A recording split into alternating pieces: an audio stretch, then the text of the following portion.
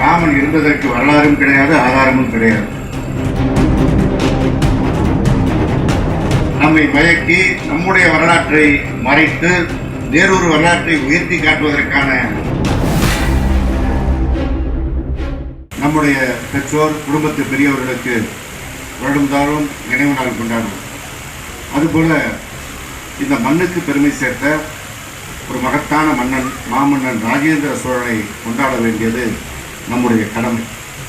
இப்படி நாம் கொண்டாடாவிட்டால் எதற்கும் தொடர்பில்லாதவற்றை கொண்டாட வேண்டியது நம் தலையில் கட்டப்படும். இங்கே பேசும்போது நம்முடைய அரியலூர் சட்டமன்ற உறுப்பினர் சின்னப்பா அவர்கள் சொன்னார்கள், ராமருக்கு பிரதமர் கோயில் எடுத்திருக்கிறார், 3000 ஆண்டுகளுக்கு முந்தைய வரலாறு என்றார். அது உண்மை அல்ல, வரலாறே கிடையாது.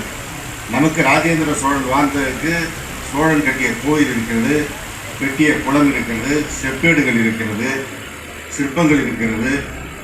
நாம் அதை வைத்து ஆதாரபூர்வமாக இதை கொண்டாடுகின்றோம். ஆனால் ராமன் இருந்ததற்கு வரலாறும் கிடையாது, ஆதாரமும் கிடையாது. அவர்களே அவதாரம் என்பார்கள். ஒரு அவதாரம் என்றால் பிறக்க முடியாது, அது கடவுள் என்று நாம் கொண்டாடுவது. கடவுளாக பிறந்துவிட்டால் அவதாரமாக இருக்க முடியாது. எனவே நம்மை மயக்கி நம்முடைய வரலாற்றை மறைத்து வேறொரு வரலாற்றை உயர்த்தி காட்டுவதற்கான ஒரு வாய்ப்பாகத்தான் அதையெல்லாம் செய்கிறார்கள்.